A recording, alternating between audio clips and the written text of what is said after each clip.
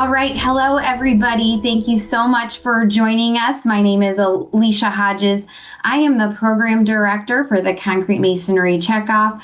Welcome to our first national town hall. We're so excited that you could make it. We have some very exciting updates to share with you today. We have a full panel of people that have joined us to share with you about our programs and all sorts of great activities that we are engaged with the Checkoff. As a reminder, we are in a webinar style format, so your cameras are off and your microphones are muted. You will be able to see and hear us. But if you have any questions, we would like you to put those into the Q&A. We will make time at the end of our webinar to answer your questions. So please, again, put those in the Q&A, and then that way we can get to them. We will have polls throughout this webinar, so we look forward to your engagement in those. And please feel free to drop in notes into the chat as well. I would like you, if you can, to drop into the chat where you are joining us from, and all of our panelists can do so as well. And this will be recorded, so we will send this out. We will provide an email or a recording of this out to everybody who has registered and attended. So again, thank you so much for joining us. And at this time, I'm going to turn it over to the Checkoff's CEO, Kim Spahn. Thanks, Alicia. Appreciate it. Yeah, we got an hour and a half to share with you what we've been up to for about the past year. So if you've been wondering what the Checkoff's accomplishing, stay tuned. We've got a jam-packed agenda. In fact, we may have to send a couple recordings out after because we have so much to share with you. So I hope you enjoy it, and please feel free to interact with us through the chat and the Q&A. We do have a 5-year strategic plan that we've developed and the board has approved. And I wanted to turn that over to Pat Sauter, who is our vice chair of the board. Pat? Thanks, Kim. So I'm Pat Sauter. I'm a producer from Iowa, and just wanted to go over quickly our strategic plan for the next 5 years. We do have a vision and mission statement, as you can see on the screen. Our mission is to drive demand for locally made concrete masonry products. And importantly, the objectives on the right, I think, are helpful to keep in mind as we're going through some of these different areas on this webinar. 1, drive market share for our products. Number 2, increase the net promoter score among architects, designers, and engineers. Number 3, we want to augment Checkoff dollars with pursuable funds to maximize financial impact. And number 4, we want to demonstrate Checkoff value to producers. So to many of you on this call, we want you to find value in how we're investing dollars. Next slide. We have 6 core focus areas that are all of our programs fit into: design assistance, educating design professionals, concrete masonry outreach, marketing, codes and standards, and university relations. And you'll hear much about those focus areas here on this call. So our 5-year objective, we're really looking at 20% market share growth in 5 years. And we're looking at this in what we're calling the 4 stages of hockey stick growth. The last year or so, we've been in this tinkering phase and getting things set up foundationally, how we're evaluating programs, how we're investing dollars. And really, we're in these, what we'd call the blade years now. And we should start seeing, hopefully, dramatic growth as we start seeing what programs are really being effective and how we can start moving the needle as we go forward. So we're looking forward to the inflection point and surging growth coming up shortly. So that 20% market share, we're going to hear from our market share analysts, M&A, here shortly, but they're estimating that right now concrete masonry has about 5.3% of construction market share today, or about $2.432 billion in revenue. So 20% growth would be taking that to 6.4% market share. Now, there's lots of macro things that can affect what that actual revenue would be, but if you applied that same, if everything else was the same, that'd be over $500 million in additional revenue for our industry.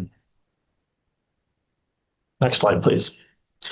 So some of the KPIs in these different focus areas that we're going to talk about and we're going to be measuring ourselves against. We talked about increasing the market share by 20%. On augmenting Checkoff resources, our goal in 5 years is $3 million in external funding. And in investor relations, we want at least 60% of producers to be able to name a specific Checkoff funded program and participate, at least half participate in regional events on an annual basis. On the next slide, you'll see these 6 focus areas and some of our KPIs within each one of those focus areas. So in our marketing, we want to engage with over 25,000 architect, engineer, and construction professionals. We want to have over 50 additional architectural courses with university relations. Our goal is over 5,000 projects assisted under design assistance. And under concrete masonry outreach, we want to engage with over 385,000 students from around the country. We're looking to do over 100 additional courses with design professionals and more than double our codes and standards engagement in all the different codes and standards arenas. Next slide, please. I think Kim is going to talk about next couple of slides here. All right. Thanks, Pat. Yeah, and thanks for sharing those KPIs. You guys are going to see where we are with the first year of those KPIs throughout this presentation. So you might be asking yourself, well, how are we going to get to all those big numbers throughout the year? But as Pat mentioned, we're using kind of that hockey stick growth. So it takes us a little while to get started, and years 4 and 5 will really be ramping up. And so you can see we just did an example of that investor relation category here, which had the engagement rate, as Pat mentioned, how many of our investors can name one specific program. So we applied that hockey stick analogy for all of our KPIs over 5 years. And so you can see what that kind of looks like. By the time we get to year 5, we should be meeting the total of all those KPIs. So that's how you'll see them in the presentation, as you'll be looking at year 2025 and how much we've accomplished this year. And then the last thing that we really set for our 5-year KPIs is a unified industry voice. That was a big part of what the board felt like was going to be necessary to accomplish those big goals. And as you can see on the left there, these are the things we see. We see ourselves as individual groups, associations, producers, the Checkoff, masons and mason contractors. But as we drive demand towards the right, we really want our customers, those AECs, to see one message, one voice out of the industry. So as we're marketing, as we're doing education, technical support, all those things, we really want all of our message to go through the beauty of block. And that will help unify us externally and make our brand stronger and bolder as we move forward.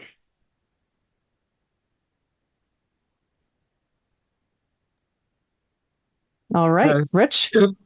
Sorry, this took a minute to click in. I'm Rich O'Connor. I'm a producer from upstate New York, or Watertown, New York, and the current treasurer of the board. So the numbers I'm showing here, the assessments are collected. These are based on when everybody would have collected the assessments. The fourth quarter, obviously October through December of 24, those assessments were all due by the end of February. The total dollars accumulated in came in at $2,490,000 and change, which gives us, since the beginning of collections back in April of 2023, we have collected $19 million and change in total assessments so far. There we go. The next slide, please. In 23, you can see the totals by quarter. Since we just started in the second quarter, we did expect a little bit of a slowdown with the economy, with the inflation, with everything going on last year. The board actually had budgeted about a 7% decrease, and we actually didn't really see the slowdown kind of kick in until about the fourth quarter. As you can see, we're down a little bit Q2, Q3. If we take, since there was no Q1 in 23, April through December of 23 as compared to April, December of 24, we're down a little less than 4%. So we actually outperformed a little better than we were anticipating the slowdown to be. Here we go. Next slide, please. I can give a little breakdown in the Q4 when we did see the slowdown kick in a little more. This is by region. You could see it was pretty uniform across the country outside of Region 4 in call it the Southwest.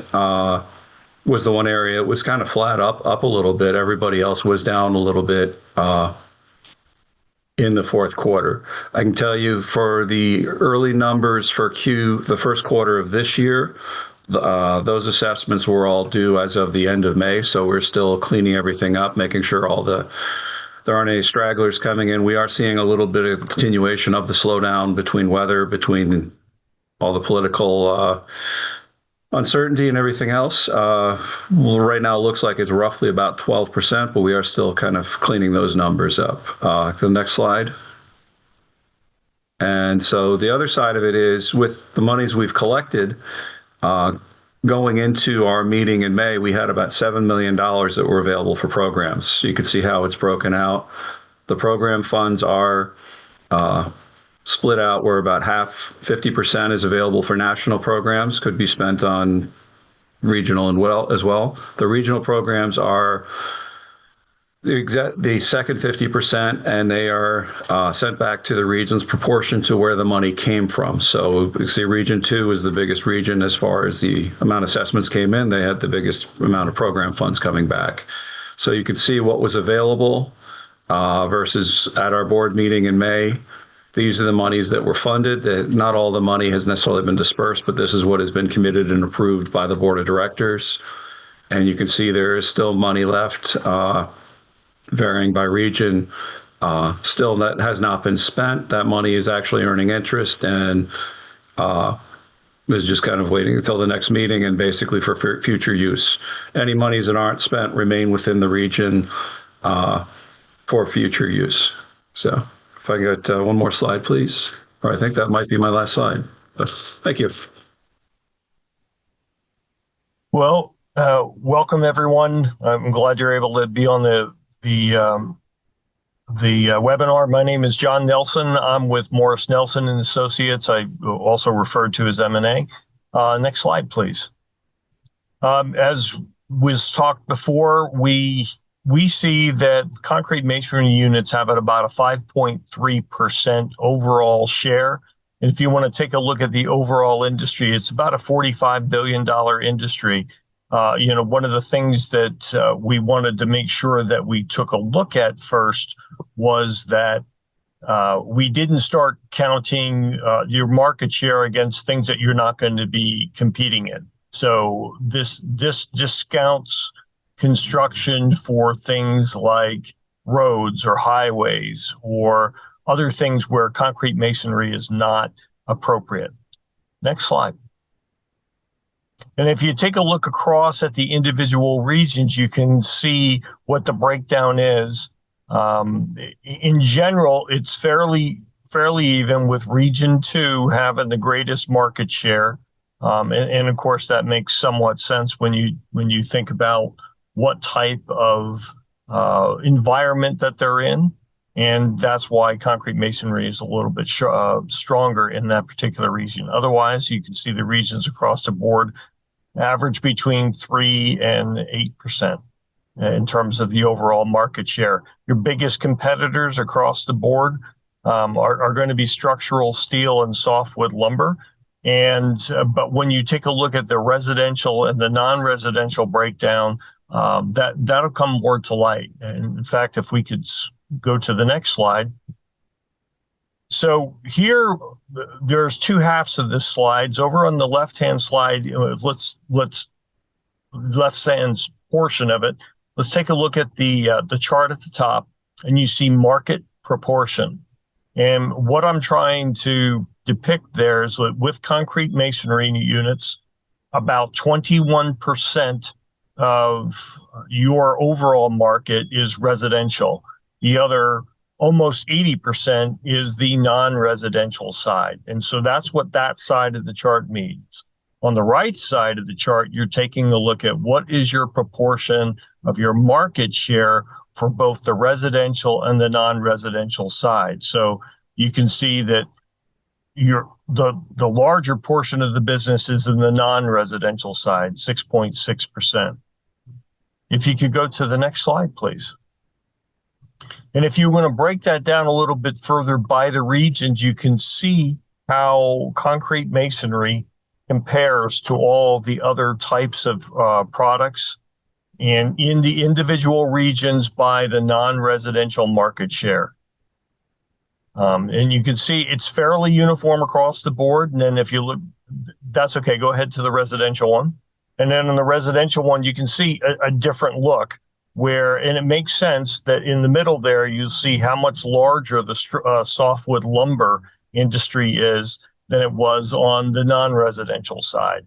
And you can likewise see where concrete masonry has a specific size. And if you look at region 2, again, think about that in terms of Florida and the high winds that they're having there. And we're doing a project for the concrete masonry checkoff to explore that a little bit further and discuss or identify what the risks are from other particular products coming into that area. And I think that's my last slide. So we do have a quick polling question. If you all could, I'm going to put that up on this screen here.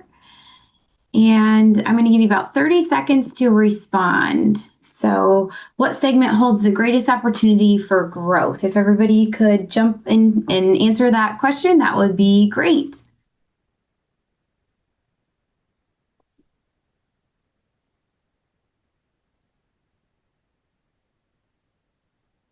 Awesome. Thank you for your participation. I'm going to give us about 10 more seconds.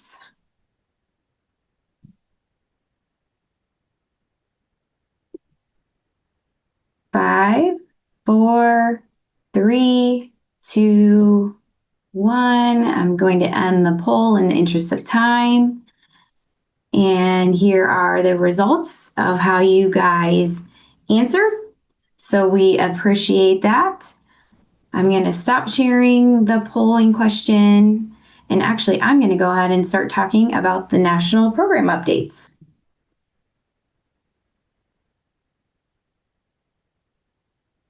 All right. Hello, everybody. Like I mentioned, my name is Alicia Hodges, and I'm the program director for the Checkoff. Thank you, Rich, for the financial update. As we mentioned, we have several programs that are up and running now with the Checkoff, and total funding as of May 25th, or excuse me, May of 2025. We've invested just over $13 million into 82 programs, which is really exciting when you think about just 1 year ago, we were just getting programs up and running.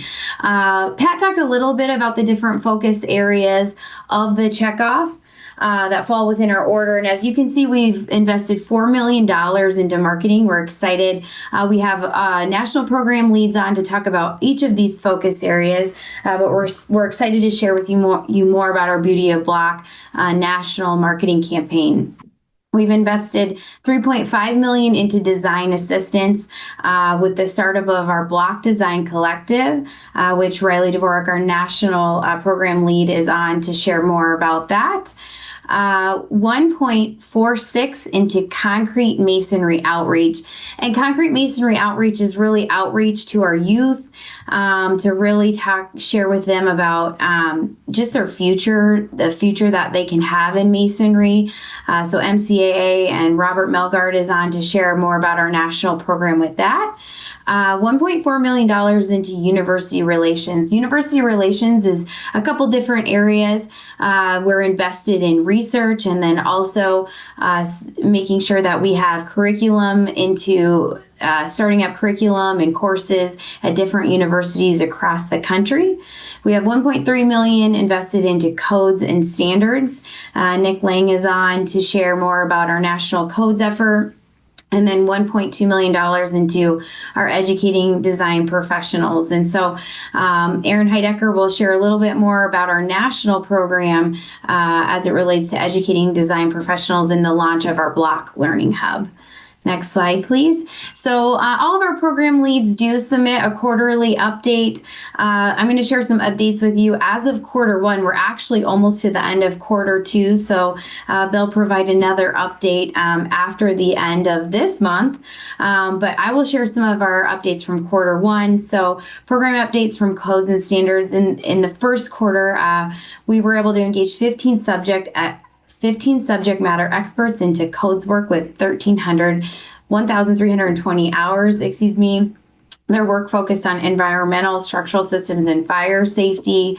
From a code change perspective, we had 2 in favor of masonry nationally, and in Region 4, we had 3 in favor of masonry and 1 code defended. Next slide, please. In regard to design assistance, in the first quarter, we engaged in 15 different projects. We had 172 direct interactions with the AEC community and 135 educational interactions. We gave out 85 AIA and PDH credits to the AEC community. Next slide. From an educating design professionals focus area, our Q1 update involved 241 virtual attendees on expert-led webinars and over 842 contact hours of learning. In person, we had 6 events provided with just over 1,000 contact hours, with 1 program incorporating real-world application through a design build project. Next slide. From a marketing perspective, we had 3.7 million paid impressions, continuing to build awareness with architects and starting the conversation with engineers, bringing them to our website for project support and education, gaining 2,500 AEC leads. From a content build perspective, focused content came to life through a website landing page, paid advertisement and syndicated articles, driving web traffic and engagement to 42,000 site visits.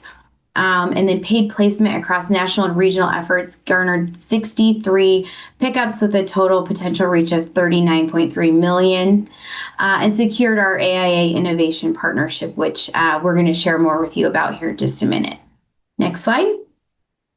From a university relations perspective, we had 208 students learning about masonry. This is just from a Checkoff perspective. So we've added 208 students that in the last quarter learned about masonry. You can see our Checkoff partnerships there. And then research, we had close to $500,000 invested in research. Next slide. And then concrete masonry outreach.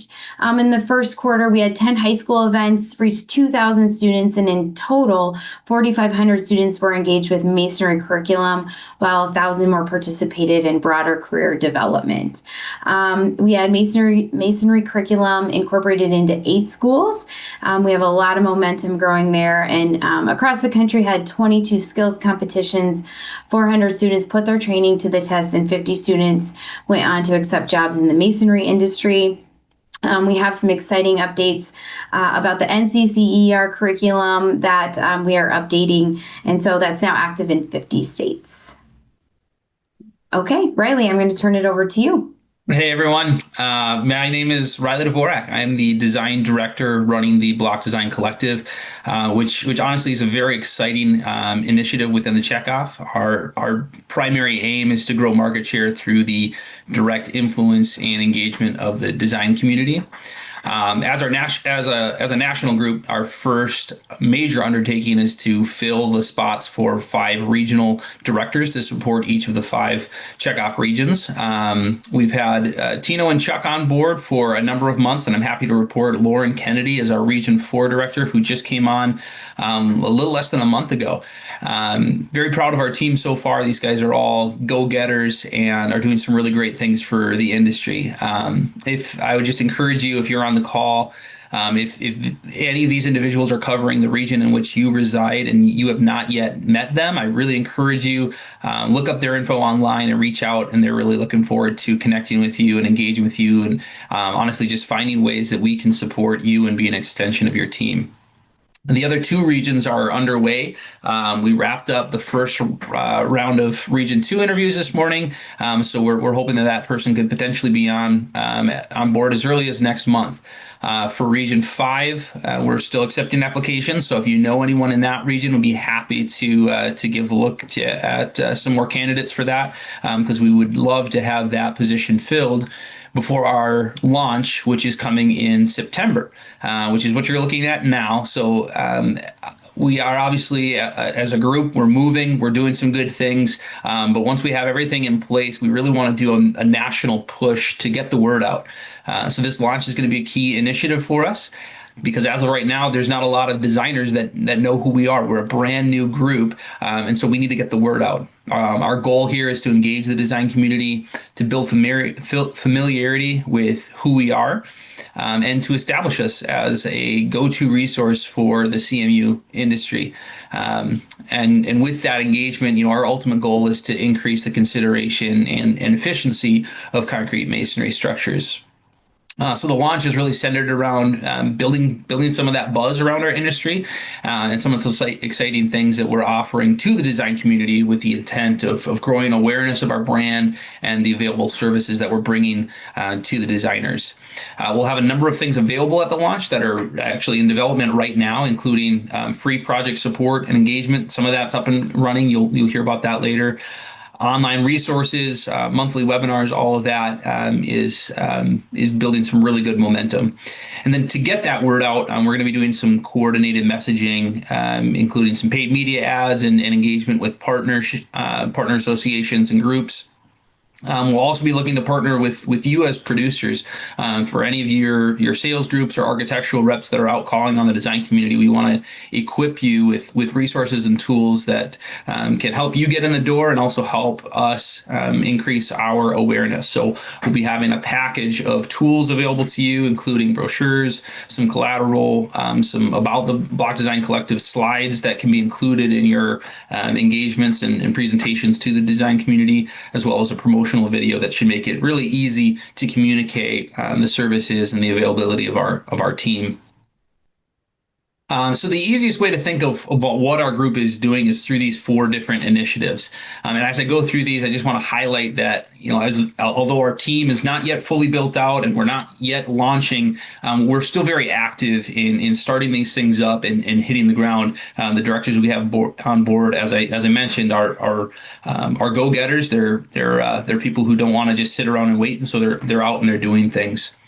The first initiative is building an online platform of tools and resources just to help draw in designers and improve their access to important resources that not only make their jobs easier, but encourage efficient designs and increase their level of comfort with using CMU. And we've got a lot of exciting resources in development that my team is already moving forward, along with the help of our marketing group and an incredible amount of input from folks like Jason Thompson, Heidi Jandris, and Nick Lang, who are great partners for us. Some of the specific resources that we have in development include a partition wall calculator, section properties calculator that would be online-based tools, some checklists and design schedules to make it easy for designers to outline masonry designs, as well as some standard details, specifications, and a guide for delegated design. So all of those things are going to be really key tools and resources that we're going to have available, hopefully by launch in September. Second initiative is providing education and training for designers, and we're doing that primarily through, we're securing conference speaking engagements, providing some open house webinars, and supporting the content that we're going to be putting up on our Learning Hub, so helping to develop some of that. So you'll learn about what the Learning Hub is a little later, but our team is partnering with the development of a lot of that content. So certainly in the regions where we have directors, we are already hitting the straights. We're getting out in front of engineers, architects, even general contractors, and we've submitted, I'd say, at least a dozen abstracts to key industry groups, AIAs, structural engineering groups, to get in the door at conferences and get good exposure with a relatively easy initiative. The third of these is design assistance, which is pretty simple. We're providing free, timely project support to engineers and architects around the country, and we're doing this through the engagement of a design assistance network. So we've got a number of consultants that we're building on the back end to help us support this initiative, which I think is really, really important to make sure that designers have access to tools and resources, and they can get their questions answered in a timely manner so that they can design with CMU as easily as possible. We can remove hurdles and also just build connections and build trust along the way. So even before our launch, as I said, we're already taking and handling a number of inquiries, and we'd love to continue to do that, to get the word out for this service, to keep our teams busy. The consultants that we've brought on, we want to make sure that we are using them. So if you are able to help us promote this service, if you're working with designers, really could use your help to get the word out that this is available and at the fingertips of both architects and engineers.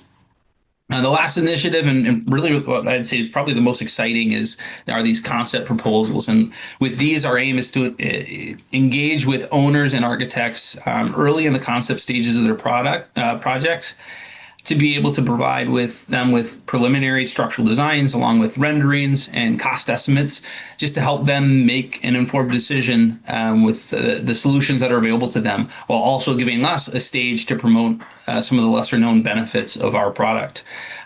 This initiative honestly takes a little bit more time to find those opportunities and execute, but I will say we've already been able to engage in some projects and make some progress. We've got a handful of projects that we're already working on, and we're really ready for more. So again, if this is something where you have an opportunity for us that we can help with, we're happy to do that. So specifically, if you're in one of the regions where we already have a director ready to lead that initiative, please reach out and we can get something going. Certainly Region 1, Region 3, and close behind, Lauren, and Region 4 will be ready to go.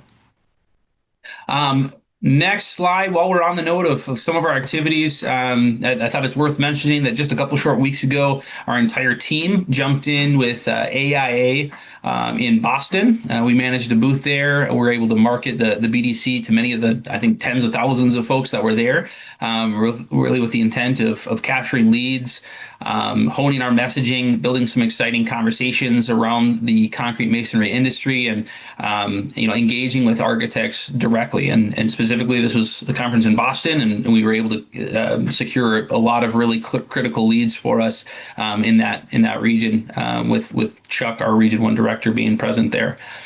And we've got plans to be at some other shows throughout the year, specifically Green Build and NCSEA are two that we've highlighted on our calendar that will come after a launch, and we think we'll have some good activity to report on those later in the year.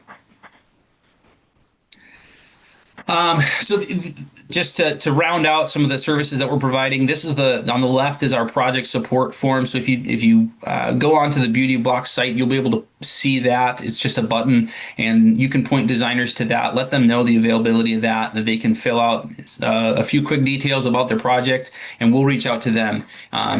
Shooting for within one day, we want to reach out to them and start engaging with them on their project. It may take a little bit more time to figure out the nuances of what they're needing, but we want to offer that and expose the design community to that availability.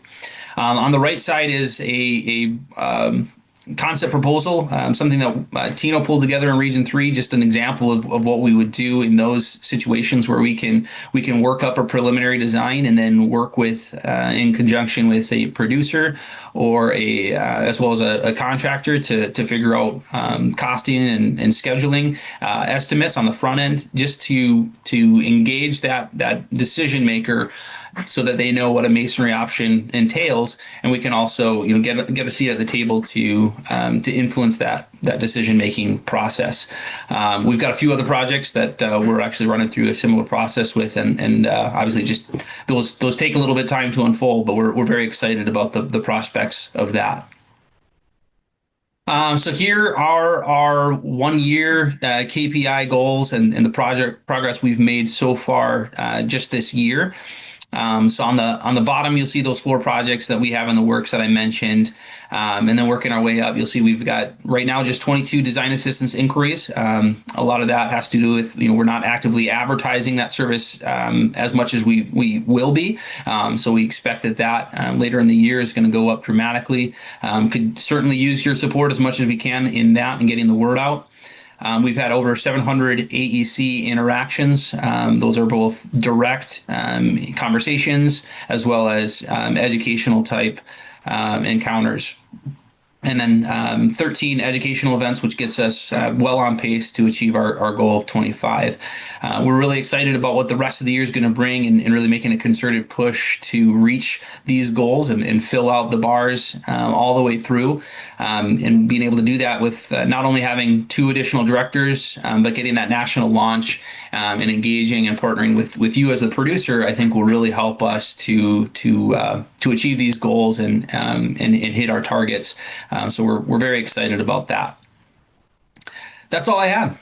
Riley, we do have a launch, or excuse me, a poll here. So I'm going to go ahead and launch that poll. So if everybody could look for that on your screens, that would be great. What services are you most excited for the Block Design Collective to provide? This is a short answer question. So if you all could go ahead and fill that out real quick, that would be great. I'll give us about 30 seconds on this polling question.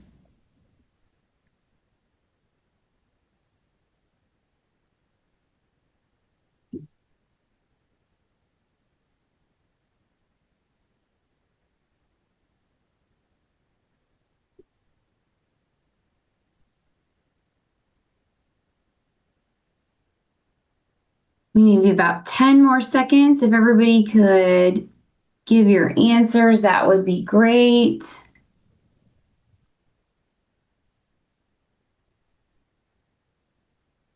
5, 4, 3, 2, 1. All right, I'm going to end this polling question and see what you all had to say. Share our results. Sorry, it looks like we're having some difficulty.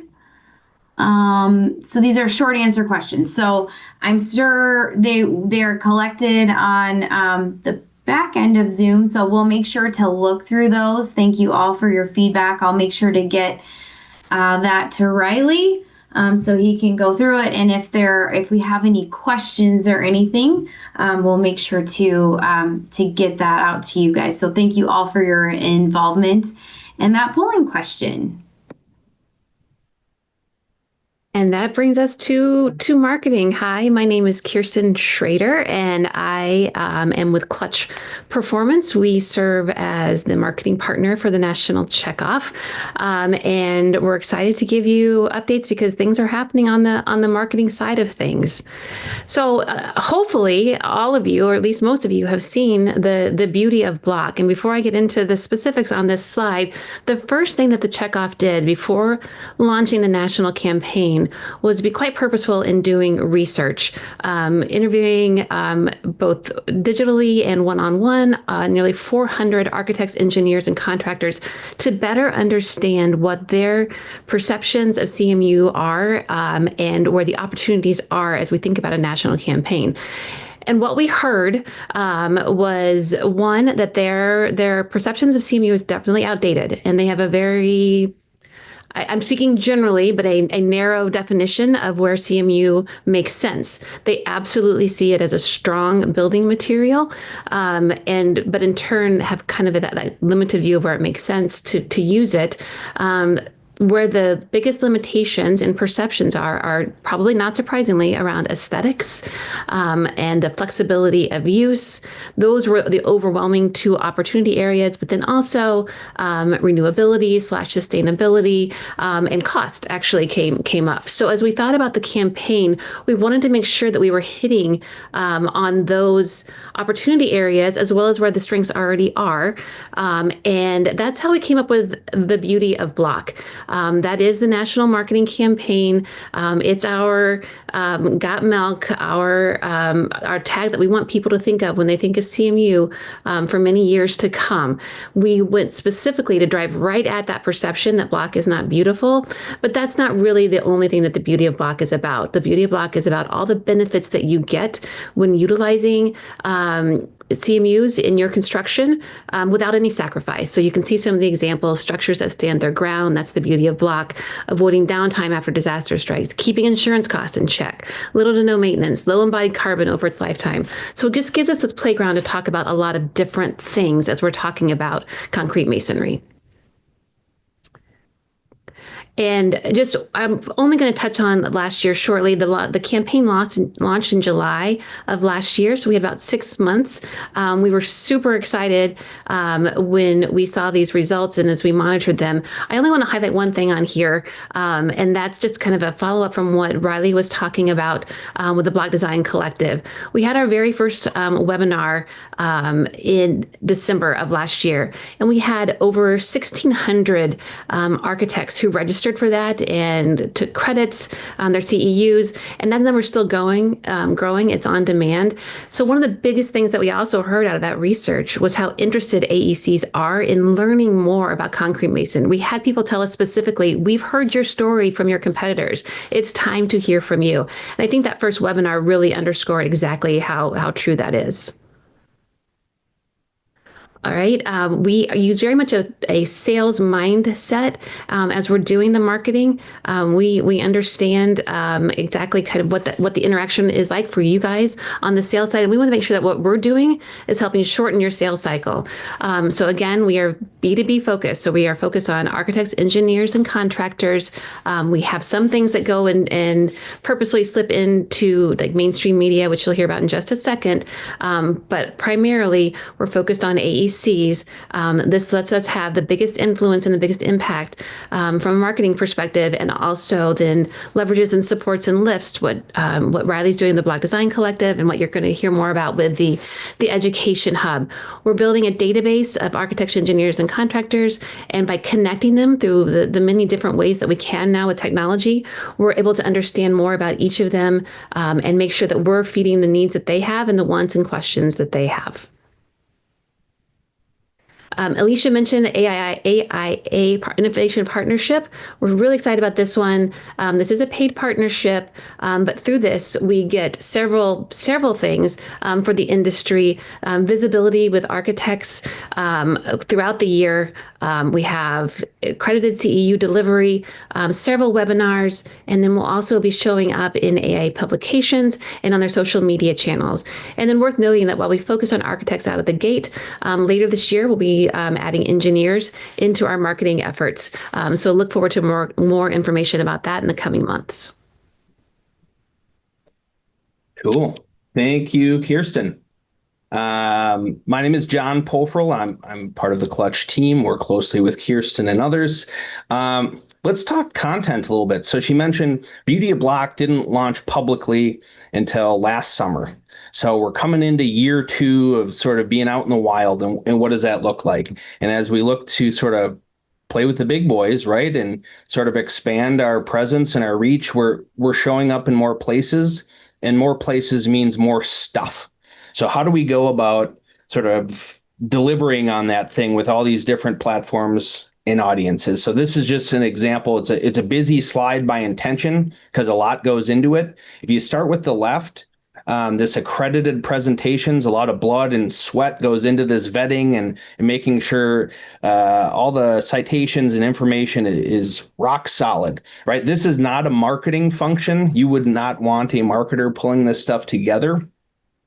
But once we have that document, once we have that source of truth, right, this like hour-long presentation with speaker notes, it is freaking off to the races in terms of what we can do with slicing and dicing this information and teeing it up for different areas. So we'll use resiliency as an example. Heidi Jandris and others work to pull together this, unpacking resilience. What does that actually mean in today's day and age? And then we took that presentation and said, okay, I think we can boiled this down into a page or two, like a takeaway or a brochure that you could use for AECs after you sort of give the full entree-sized presentation. Here's a little takeaway. Here's a little something to keep CMU top of mind.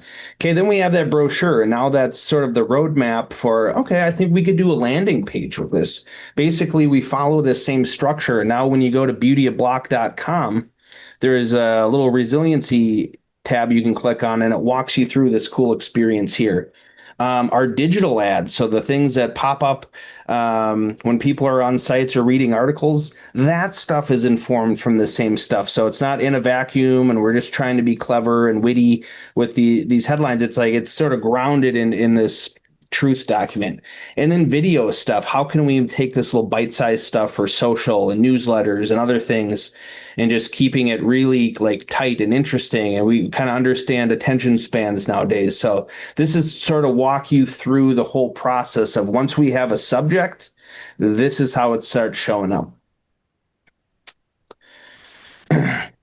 From a national perspective, right? Like Clutch is working with the team nationally to sort of give us this air cover, if you will. And this is a few examples of how we're showing up in decision maker publications and making sure that we're like we always have an excuse to stay relevant and sort of, right? The news cycle is super fast and it's easy to sort of get churned in and out.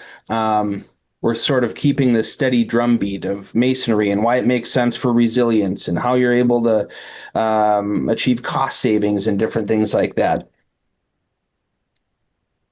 We're also, so national coverage, right? Earned media, the essence is we're giving up control, right? An editor or reporter might like what we're selling them, but hey, I don't have any availability till later this summer. Like we're not going to do that issue until fall, right? So it's like kind of a crapshoot there. Where syndication is super powerful is it allows us to dictate when and where we show up. So this is sort of like a 1-2 punch. It's working with media to figure out what they're looking to write about. And then syndication allows us to like really get targeted in terms of where we show up. So the reason I love this is, right, it's a couple $1,000s to work with their editorial team. And we put this article together, kind of a quick hitting, we call them listicles. Kind of a weird word, but you can see the ROI there in terms of what you would pay to advertise and show up in all these locations. It's astronomical. So the reach we're able to get and going this route is really cool. And then we partnered with USA Today and said, hey, we did this syndication on the West Coast, fire resilience and all that stuff. It's more of a topic across the country. So can we sort of amplify that? And they shared it on social and did some things. And again, driving some really good traffic to the site. Moving on, I'll keep it tight. So like I was saying with the national air cover, right, continuing to do these things that sort of advocate for concrete masonry, but it's really at the regional level where people can put their own bent on Beauty of Block and say like, okay, that's fine, aesthetics and sustainability and all these things. We really want to focus on this attribute, or yeah, architects are fine, but we feel like structural engineers are, most important in our audience. And you have the autonomy to do that. So we like this sort of the paratroops here is a good example. Quick snapshot here. There is a lot of work going through each of the regions. The cool thing is everyone is doing it a little bit different. So region 1, for example, I would say maybe sustainability and green and carbon accounting, like sort of resonates a lot in the Northeast. So that's something that's top of mind.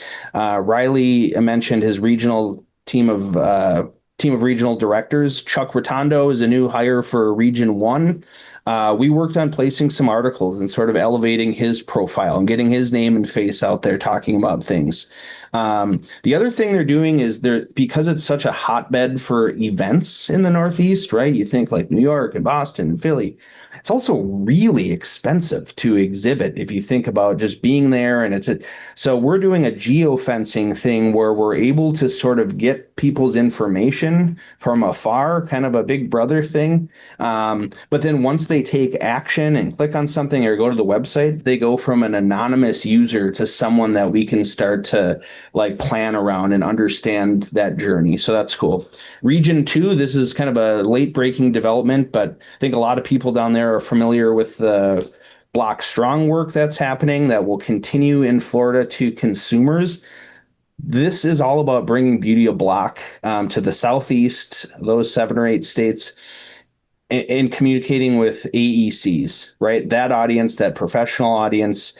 So Beauty of Block is truly nationwide now, not just little pockets. We have the national air cover, and then it's going to be in every state, which is cool. Region 3, same thing. Tino is in place there as regional director. He's helped us author some kind of thought leadership things. There's some events going on with a mobile masonry tour from my alma mater, St. Cloud State. Go Huskies. They also had some opinions on different articles, like not just the trades, but we want to show up in finance and commerce and Crane's Chicago business and stuff like that. So we're working with them on that.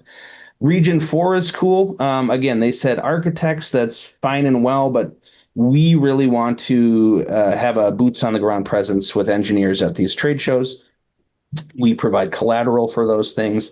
And most recently, there's been some, I don't know, there's municipalities threatening, they're considering to soften building codes and standards. And we just want to get out ahead of that instead of reacting. So just educating people on the importance of like strong building codes and like, let's not take one step forward and 2 back. And Region 5, obviously the unprecedented, like the fires that happened earlier this year, we had to acknowledge like what was happening in their backyard and talk about, while this is a really grim situation, there is an opportunity here to rebuild different and right, make some decisions so history doesn't repeat itself. They also wanted some ammunition for a sales kit. How do we talk about this and how can we kind of show up for our customers? So that's everything from a regional level. This kind of ebbs and flows, right? There'll be another funding cycle and they'll have a chance to go back to the table and decide, do we like this? Is it working? Do we want to pivot a little? All that stuff. So kudos to all you on the regional level helping pull these things together. Okay, this is our last slide. Thank you, John. And different from what Alicia presented, this actually goes all the way through basically to last week. So our progress for our year 1 goals, we've actually exceeded them already. So what we're going to do is we're going to move the target on the team, which I'm happy to do. So the next time we share with you all, we'll show you our new and improved goals so we can stretch and go further and farther this year.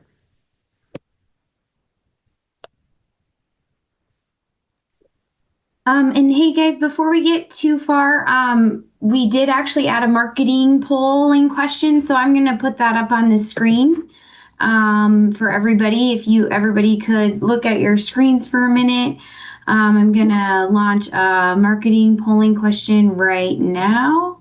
So take a look at those. What type of marketing materials would you put to use for your business? If you could take a few minutes, or excuse me, a few seconds to answer that, that would be great.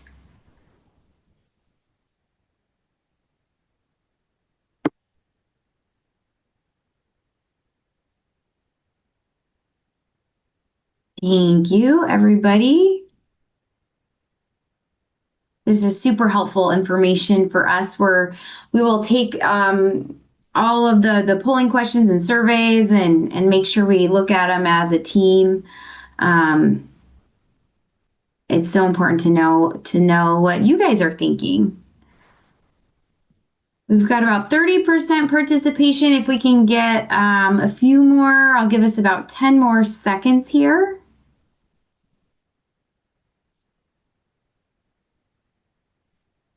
Five, four, three, two, one. I'm going to end the poll. So thank you all unfortunately, the short answer doesn't let us show you the results, but we'll make sure to take a look at those as a team. All right, Nick, carry on.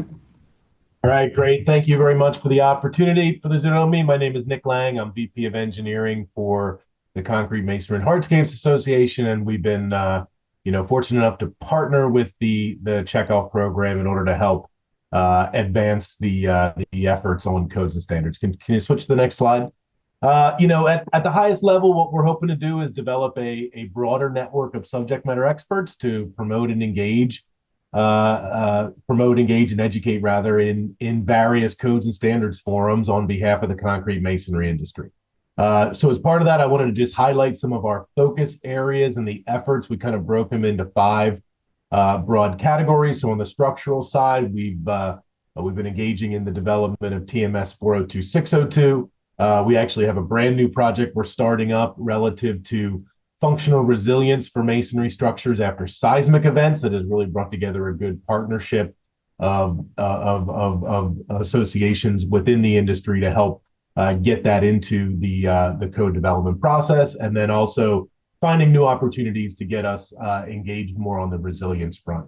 For fire safety, we've been starting to develop some things within ACI TMS 216 committee. That's a committee that does our standard for fire ratings, but potentially also developing a new standard for combustibility with concrete and masonry structures, and then also been engaging with ICC 605, which is a development of a standard for prescriptive residential design for wildfire hazard areas. On the energy efficiency side, we've been engaging at ASHRAE 90.1, as well as a development process for the International Energy Conservation Code, and then also looking into ways to kind of improve things on res check. For the material science side, we were successful in getting some changes approved within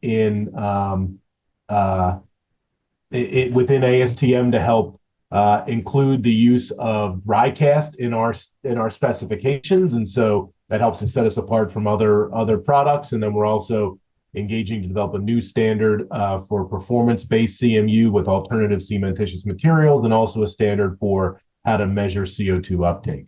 And then on the environmental technology side, really diving in with a bunch of different groups that are out there creating carbon accounting tools to make sure that we are engaging in particular. The picture you see on the screen there is from the latest round of the ICC code development process, where we had several of us there and engaging on behalf of the industry. Had some good successes in terms of defending some things relative to maintaining provisions for termite resistance, as well as helping to engage those in the committee on making sure to keep combustible materials out of the types of buildings that should not have combustible materials type 1 and 2 construction. So next slide. All right, I'm going to turn it over quickly here to Ben Nantazai. He is CMHA's Director of Codes and Standards, with some updates on state and local things that we've been looking at as well. Yeah, thank you, Nick. I appreciate it. As Nick mentioned, my name is Ben Nantazai. So on the state and local codes, we are up and running in terms of being able to send local codes alerts to RACs leaders, and we want you to participate in this. You don't have to be a RAC leader to receive these. One of my biggest asks is that if you want to participate and receive some of the code alerts that's happening in your state or local areas, please sign up. The QR code on the right will take you to our sign up sheet. It's a Google form. Fill out your information, and you'll be receiving these alerts. Here's the image on the left. Here is the example of what you could be expecting. So a little bit of what's going on in your area, why it's important to our industry, and we'll also include a link or an attachment to the original source of information. And if you guys need any guidance on how to approach these, please feel free to reach out to us. Next slide, please. And to help us even better understand what are your engagement, how you are engaging in codes and standard. There is also a 10-minute survey that I would ask you to help us, by participating. There's another QR code. I know you got to pull up your phone a couple of times. This presentation is recorded. If you have any question or miss the opportunity to grab these QR code, please feel free to reach out to us as well. Your feedback is important. This will help us future prioritize our resources and advocacy efforts. So we want to make sure that you are being heard, so we can help you in all the right places. Thank you. And I'll just wrap up here for the KPIs. You can see them on the screen. I think that Alicia kind of already went through these, but so far been doing really well. So we continue to look forward to trying to hit those targets and make that progress. Next slide. So I just wanted to also talk really quickly about the Block Promoters Conference. You can go to the next slide. Earlier this year in March, we had 140 people gather in St. Louis for our inaugural Block Promoters Conference, which is really trying to educate the industry. So those people who, I'm sure several of you on the call were there, as well as people who work for your company, had lots of expert presentations, panel discussions, networking, those sort of things to help get people more familiar with engaging with architects and designers and utilizing resources that both Checkoff and CMHA has. Next slide. And just to show you, we got very, very good takeaways from this. 90% of people would recommend going to this for a colleague, 86% would attend again, and 78% found the content relevant. Since we were in St. Louis, we saw, slightly higher participation than the other regions, but the feedback so far has that we should keep doing this project because it helps to get our industry engaged, and so we'll be looking to try to roll something out again next year to keep building on this momentum as well. So I think that puts it to the end of my slides, and just appreciate the time to update you guys. Thanks, Nick. And before we move on from codes too far, I'm going to go ahead and launch our codes poll now. So if everybody could take a look at the screen. The question is, do you know of a code that needs improvement in your area? If yes, what is it? Again, this is a short answer question. If you want to go ahead and fill that out, that would be great. And just as follow-up, after the webinar, we will send a follow-up email, and we're going to include these questions in a survey in that follow-up email. So if you don't have a chance to answer them here, that's okay, but we do really appreciate your participation and engagement in these questions. So looks like we've got about 10% involvement right now, participation. If we could get a few more to respond, that would be great. I'll give it about 10 more seconds. And we'll make sure that the team has a look at all the answers here so we can address anything that you put in. We'll go 5 more seconds.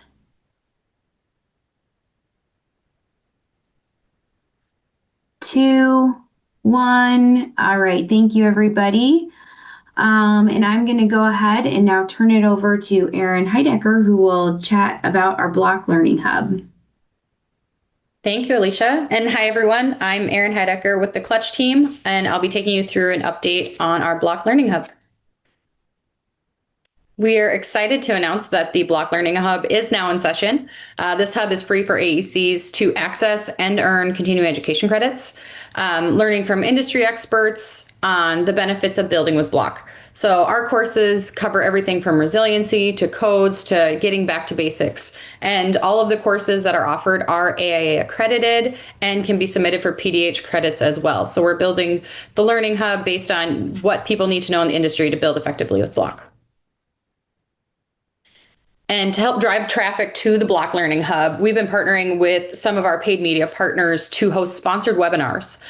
So this really helps us to reach a larger audience and build up our database to continue bringing them on their learning journey with Block. So since our launch in April, we've attracted 246 users and tracked 136 enrollments across the courses currently available on the hub. So these will continue to grow as we have more of these sponsored webinars throughout the year. And as you can see here, there's a lot of courses in development. We're continuing to build out the content pipeline over the next 3 years, but we're always looking for new ideas for courses or subject matter experts that want to lead in some of the block learning. So Alicia, I believe we have a poll question here. So if there are any courses or topics that you think would be beneficial for us to cover for AECs, or if you have any content that you'd like to share, we're always looking for new and innovative ideas.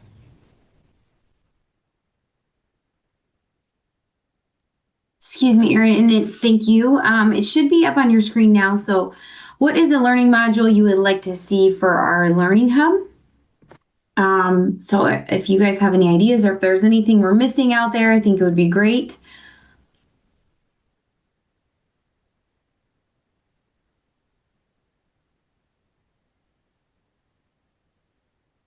We'll give it about 5 more seconds if we can get. There's got to be that one course that you just think we need to make sure we create and get into our block learning hub. And again, as Erin mentioned, these are all free courses for the AEC community. Let's give it 5 more seconds. 4, 3, 2, 1. All right. I'm going to end that poll. Thank you all. And just as a reminder, if you didn't catch at the last one, we are going to send these out in our follow-up email. If you filled it out already, please don't fill it out again. But we will make sure we get these questions out. Your feedback is very valuable. All right. Thanks, Erin. Yeah, and thank you everyone for submitting your ideas. I'm excited to dig in. But I just wanted to point out some of our 1-year goals. We're rocking and rolling on these, year 1 of 5. So again, the Block Learning Hub launched at the beginning of April. So we're just a few months in. So we built the Block Learning Hub and we plan on expanding on those channels. Right now we're looking at 8 online courses with many more coming. So those will be communicated out soon. Our goal is 200 accounts. We're at 246 and growing. And then the designers reached, we're also adding to that as well with the sponsored webinars that were previously mentioned.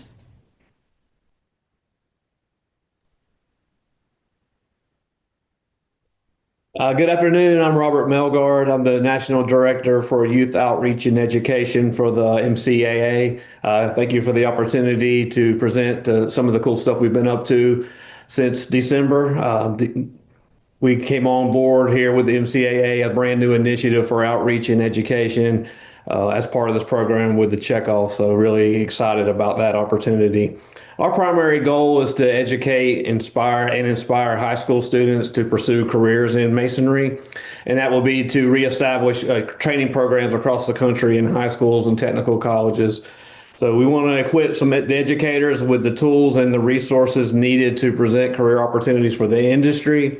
And then a big push is going to be to recruit and retain masonry instructors. And that's where you all can help. Everybody on this call here knows someone perhaps who may be interested in making the transition from the field to the classroom. Without instructors and quality instructors, we really don't have programs. So our first goal is to reach out, find those instructors. With some of the outreach events that we've been up to here lately, there's been a lot of interest in starting programs in masonry in high schools. And the number one request is help us find an instructor, or can you help us find an instructor? So that's where we're going to start at, build from there and move out. If you know anybody that may be interested or getting towards a part of their career where they can't physically do the work all the time anymore, but want to stay related, that's where we're looking to find these folks at. So got a couple of cool things going on with MCAA as an instructor resource center and instructor network. And maybe even an instructor association. So we're more to come on that going forward, but I really want to just throw it out there for your assistance. We do want to maintain a strong presence in career fairs, industry showcase events, and expos, and we've been doing a good job of that so far. And then the MCAA has developed a wall builder / evaluator program that's really going to be crucial for these new programs we have. We're really excited about integrating technology into our programs.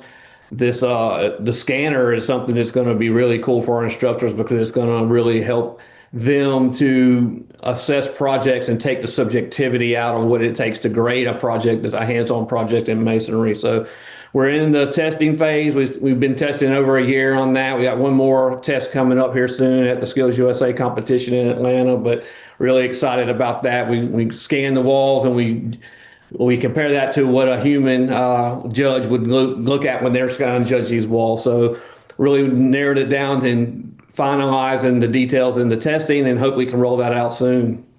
As you can see here in this picture, some of the outreach events I mentioned earlier, we've been going around primarily in the Southeast because we're located here in Tallahassee, Florida. As the national director, our office is here. We have the Southeastern,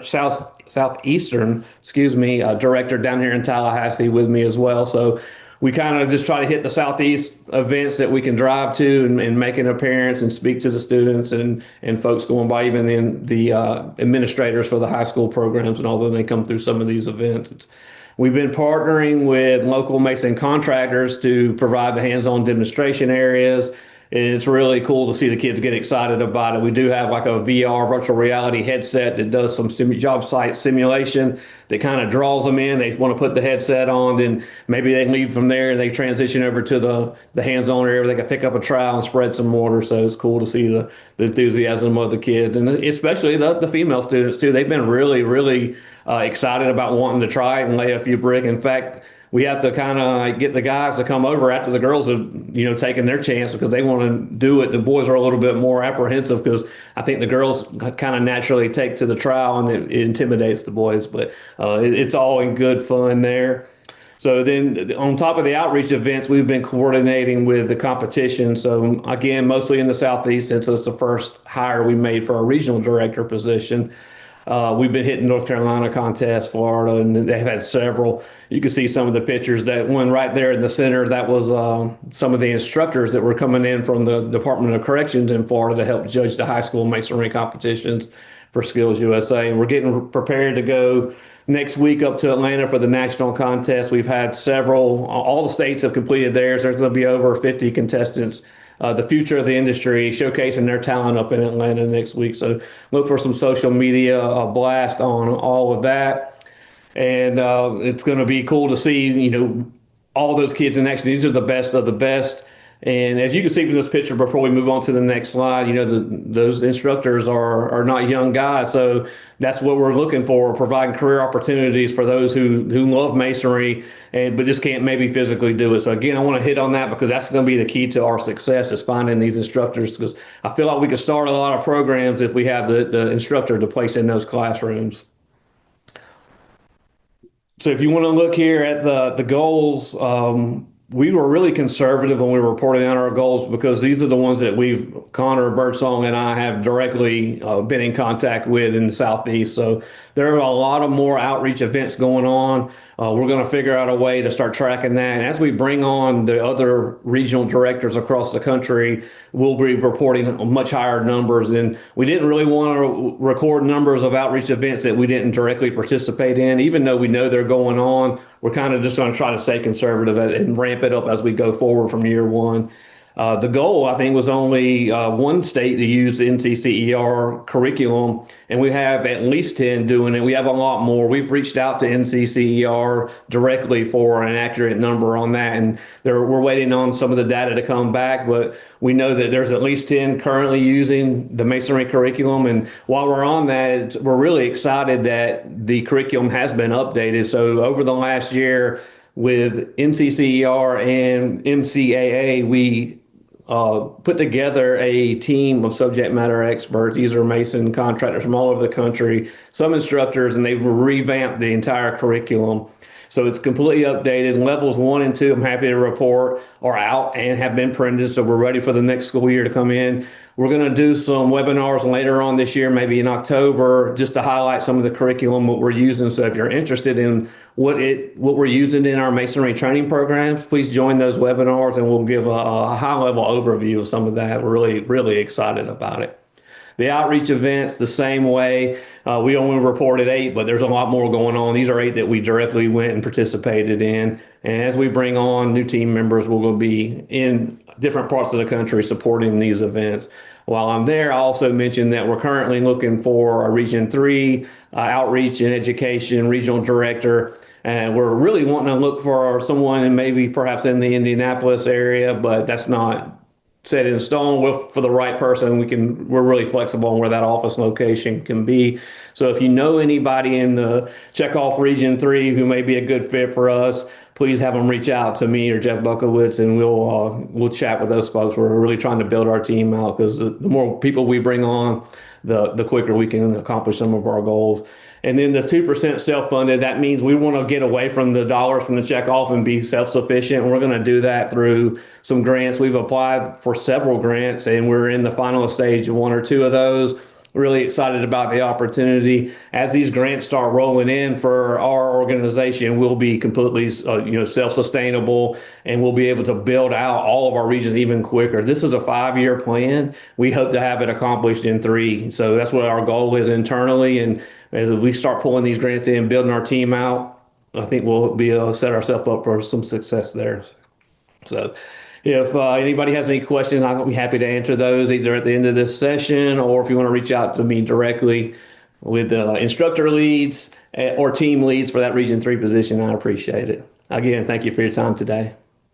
Thank you, Robert. You guys are doing such a great job. I am going to launch a poll here, guys, and I'm going to launch that. It's on your screen now. How do you think we can best engage the next generation of Masons?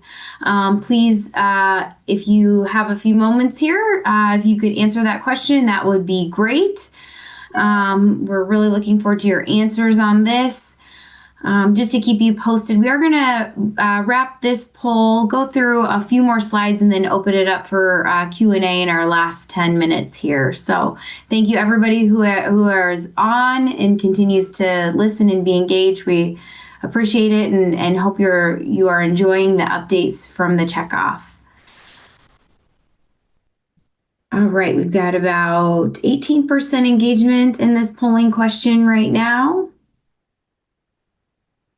I'm going to give us about 10 more seconds to collect people's ideas.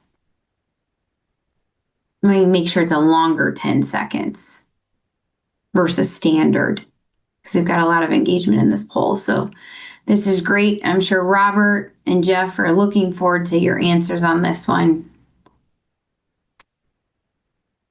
All right, awesome. Thank you, everybody. Appreciate your feedback on that. I'm going to turn it over to Kim to share a few more slides and wrap us up. All right. Thanks, Alicia. Yeah, we just wanted to share with you guys a few ways you can get involved beyond just this webinar. We are hosting regional town halls coming up. You can see in the month of July. So depending on the region you're in, the programs you heard about today were all nationally funded programs. 50% of our dollars go back to the regions for regional programs. So if you'd like to hear more on those 82 programs, I think we have total, that are specifically slotted in your region, join us through that QR code for your regional town hall update. And then upcoming meetings. So we have 2 board meetings coming up. All of our Checkoff meetings are public as a Checkoff. The 2 board meetings, we have a virtual one in August, but then our main meeting where we'll be approving more programs is in November. So if you have programs that you'd like to submit, the best way to do that is through those regional meetings. If they're national, that's great. The deadline for submissions is August 20th. You can find that on our website and submit programs in. If they're regional, it's great if you can be involved and join the RAC meetings. So you can see those are being held throughout September and October. And then the last thing I think we have for you is we do have 3 board seats open.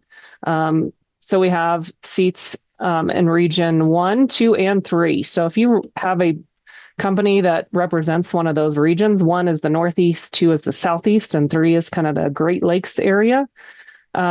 We're looking for board members that want to lead the Checkoff and help us fund programs. So we'd love to have you either share that out with other people or submit an application to us.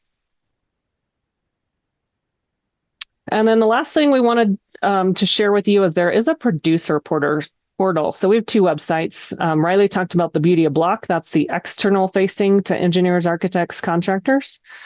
But then we have something for you guys as producers. So that can be found at the concretemasonrycheckoff.org.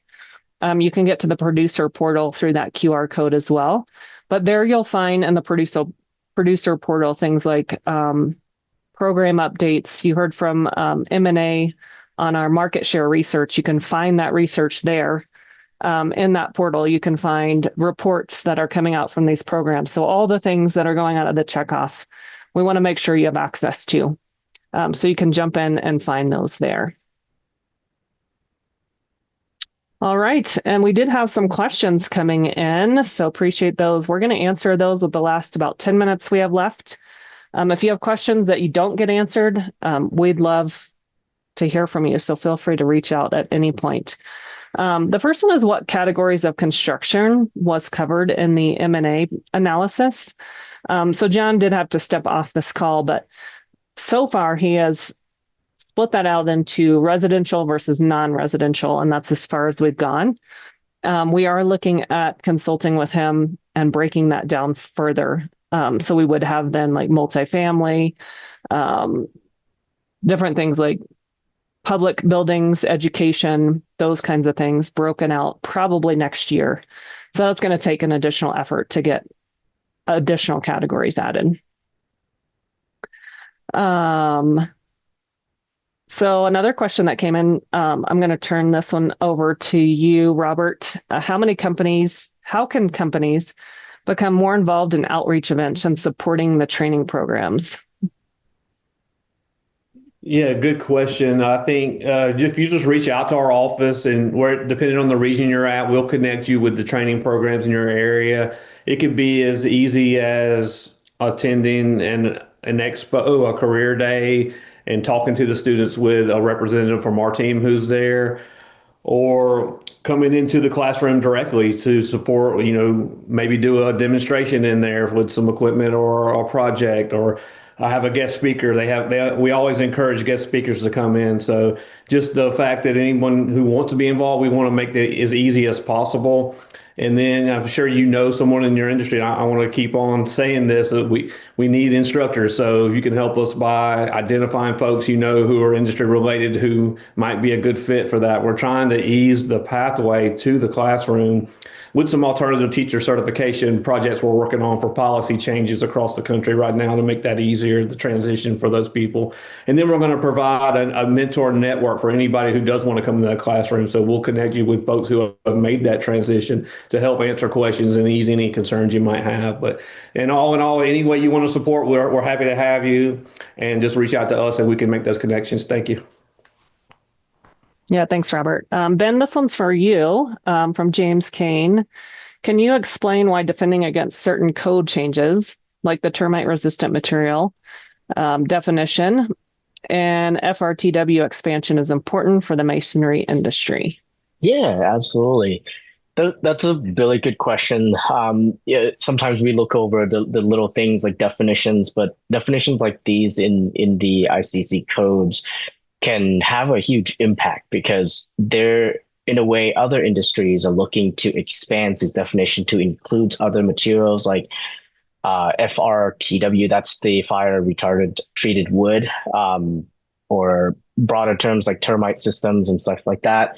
So it's other industry trying to chip away at the classification risk and weaken the fire safety, durability, the resistance of the standards. So that's why it's very important for us to stay on top of the little things like the definitions.